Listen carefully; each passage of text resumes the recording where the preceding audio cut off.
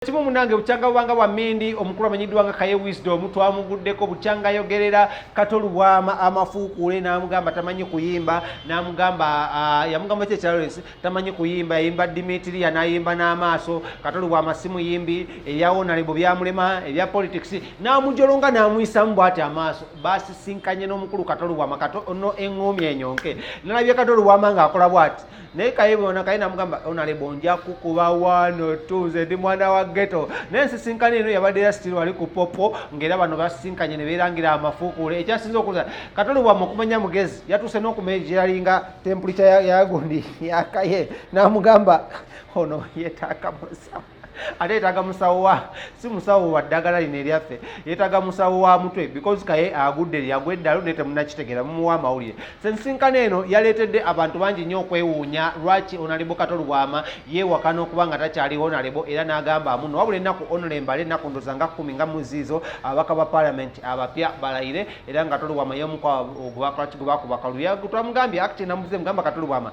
bagamba once a honorable always a honorable n'agamba nedda ssebo nze once a honorable will be honorable only once era bano abaana mbawaddemu balye ate babeere nga nange omundi okolaki oguddako nzija naye katolubwama ebimu ku byasinze okunyumira yarangidde Kaye Wisdom okulya mu lulime ne mu luzike n'agamba kato Wisdom bw'ojja ewange omusaba ssente bw'ogenda Bobi Wine n'omusaba ssente ate bw'ogenda mba struggle n'obasaba ssente bw'ojja eno mu State House n'osabayo ssente lwaki olya mu lulime ne mu luzike so bino nalina bye njagala okutuusaako saagala byeyogera njagala kutuuseeko ensisinkana ya mwana mulenzi amanyiddwa nga Kaye Wisdom ne onalebo katolubwama eyabadde egenda okuvaamu ebikonde ebyadde bigenda okuba okusooka okulabikirwako between Mayweather ne mwana mulenzi amanyiddwa nga gaye wange Mike Tyson kati Mike Tyson yabadde mu red corner ye katolubwama kuba ye mukulukulu then Mayweather engeri gyali omuto yabadde Kaye Wisdom mwagenda kweyimamu 1-2 kambi bakutuuseko bano ensinkana yaabwe eyabaddemu egenda okuvaamu ebikonde ate tukomo tugende masomole manyi nyo teweerabira kusubscribing my name is One the King himself I love you so much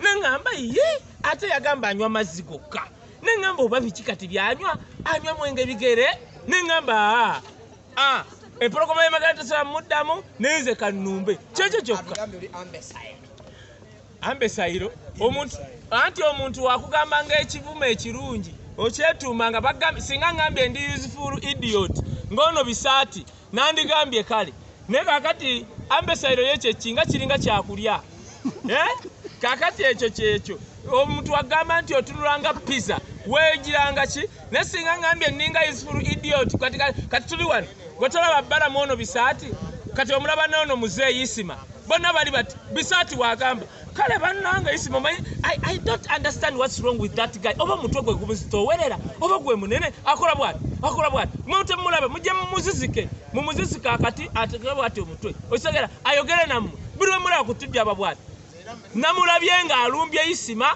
ng'agamba Isima Olex tigwe leta invoice wakola ki where your service provider let me ask you Mr. Bisati gwayogere yeni alemu katolubwama agamba nti mukyala wakumukwano ng'olumba nze ndi singo katolubwama amenye okuloota ebirooto kati aloota ebirooto bya Viper Vampire kakati yaloota nyina omukyala nze ndi singo and searching nali negezaako ku Doreen Kabale gasimanyi Kabale naye simanyi ono omwana amusumbuwa okitegeera mbono mukyala wo faani we luyimba ki banka y'ebyamatu kozi lugenda lutya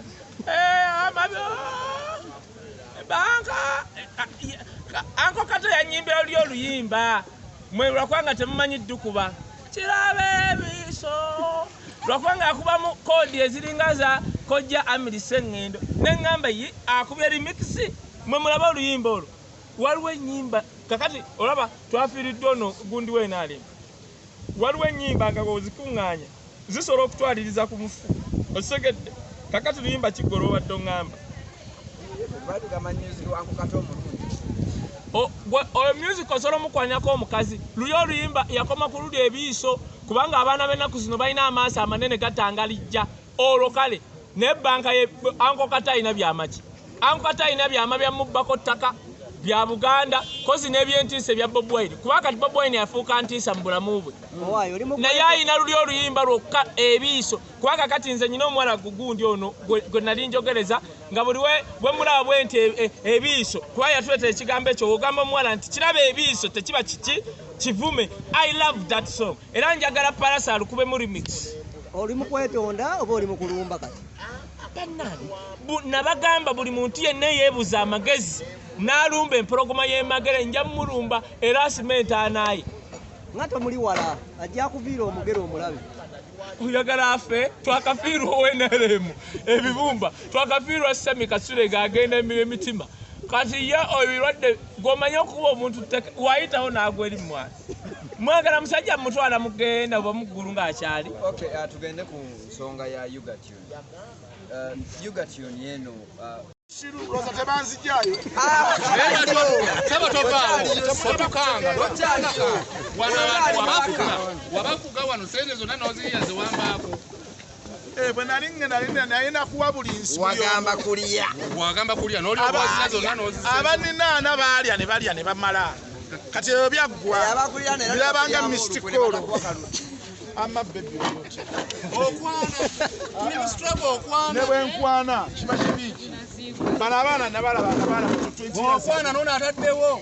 Bamukwana. Ate mu kibiki. Ako katosokoddemu wali ogambye tokyali mubaka. Si kyali. Kyogamba Parliament ekyakusasula.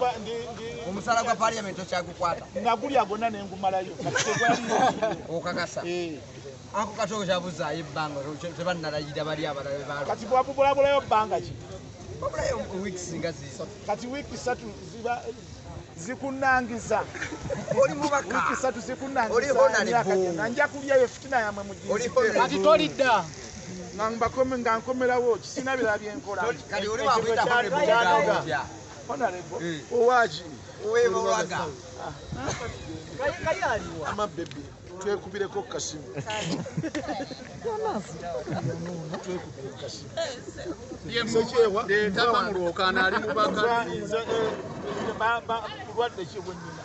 Wewe mumanyira kabaka wa. Mumanyira buli muntu yenna magadama. Naye Kayinga takulese waggulu. Agange toyimba nga nako. Ate nyimbira ye. Wakoma ku ndaba amaaso. Tewali tapo bwabanga lwe lumunyumira. Gwe kwata abantu abawe ssente. Muleke kumanyira abantu. Abantu bawe. Abadagamba toyimbangako. Ani agambye ani atayimba? Ogambye yakoma ku. Ono anko kae. I mean anko.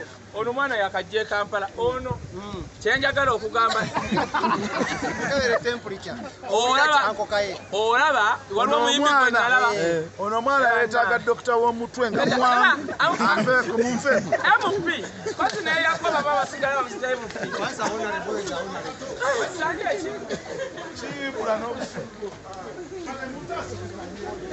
Wisdom Kaye mwina nteekateeka ky'abayimbi bafune mu kuba tulabanga ka bizinesi kamu abategesi. Ekisooka njagala okwebaza gavumenti ya Uganda for the first time. Kubanga giweze emyaka ena bukyajje no sale Tone Sempijja Kiyenje amuleeta wano okusinkana abayimbi. Omanyi Tone Sempijja alina ekirungi kyalina kufumba buugi oba omusajja abuteekamu ddagala ki. Naye Ssebo Kolo yanywa obuugi bungi n'aleeta Genosale ku popopo. Emyaka ena emabega nga lumu Maayi ogwokutaano Kiyenje oyo yaleeta awo Genosale n'asinkana abayimbi. Naye abantu bangi naliko ne Kiyenje oyo erwakitula.